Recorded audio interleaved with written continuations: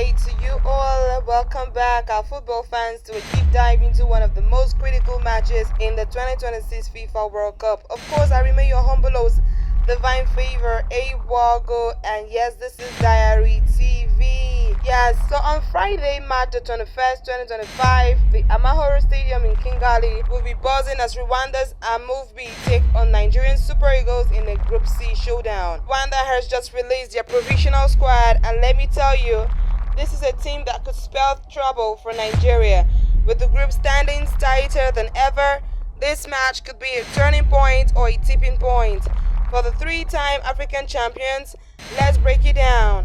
The players Rwanda's bringing to the table, how dangerous they could be, and why Nigeria is in real danger if they don't leave Kigali with 3 points. Now, Rwanda, under their new head coach Adel Amroch, has named the provisional squad that blends experience, grit, and emerging talent. While we don't have the final 23-man list yet, posts on X and recent performances gave us a solid idea of who Nigeria should be worried about. The Amavubi have been punching above the weight lately, and this squad is built to exploit Nigerians' shaky start in the qualifiers. From strikers who can finish with precision to midfielders who dictate play, Rwanda's got weapons and they're ready to sting the Super Eagles like the Waps they're nicknamed after. Let's start up with Innocent Nshuti.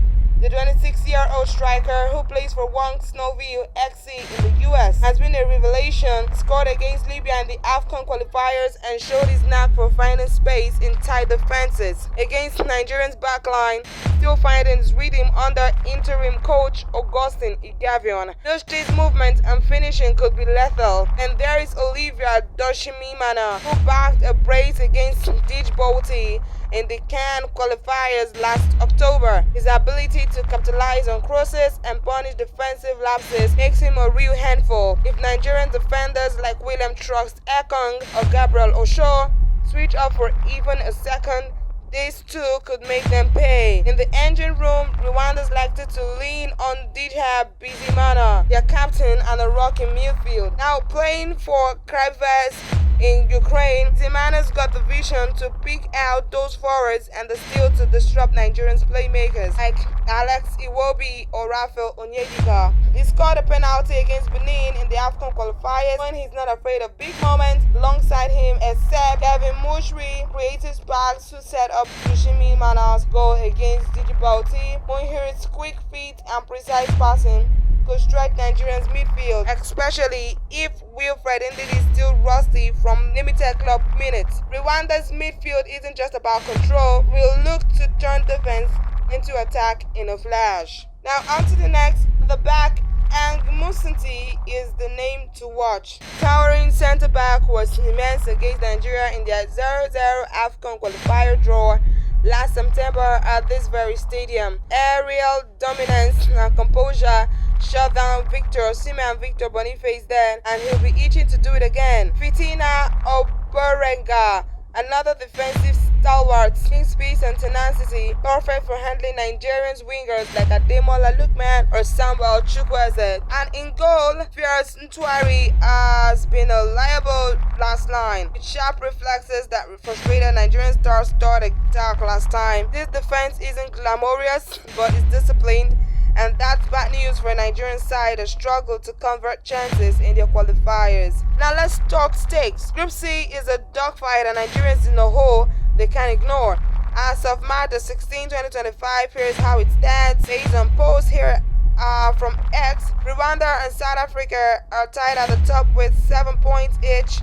Benin's right there with 7.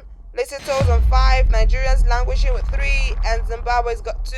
Rwanda's plus 2 goals differences gives them an edge, while Nigerians -1 reflects their struggles. 4 games in, the Super Eagles have no win, just 3 draws and a loss to Benin, Rwanda. Meanwhile, done South Africa 2-0 and held Benin to a draw. This group is wide open, but only the top team qualifies directly for the World Cup. Nigerians got to start winning or they are risking a historical collapse. So why is Nigeria at risk?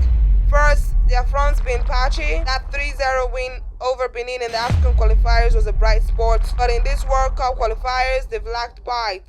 Drawing 1-1 with Lesotho, losing 1-0 0 to Benin and scrapping draws against Zimbabwe, and South Africa is not the dominance you'd expect from a team of their caliber. Second, the Amahoro Stadium is a fortress. Rwanda's fans will pack the stands, and with President Paul Kagame likely watching, the Amavubi will be fired up. They held Nigerian scoreless here in September, and they'll fancy their chances again. If Rwanda scores early, Nshuti or a set piece from Bizimana, Nigeria can unravel under pressure. Keep watch up in tactics. Yes, the key battle, of course.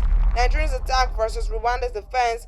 Osimhen, Lookman, and Boniface are world class, but they're got to crack Nshuti and Ntwari. Rwanda receive tape, absorb pressure, and hit on the counter. Classic Amahoro tactics. Nigeria needs Ndidi and Onedika to bust the midfield and feed their forwards early.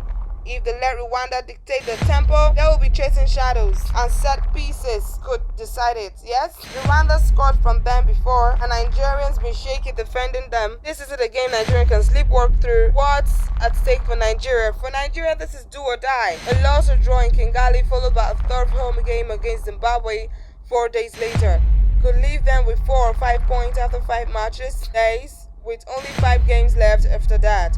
Catching Rwanda, South Africa, or Benin will be a mountain to climb. The Super Eagles have the talent.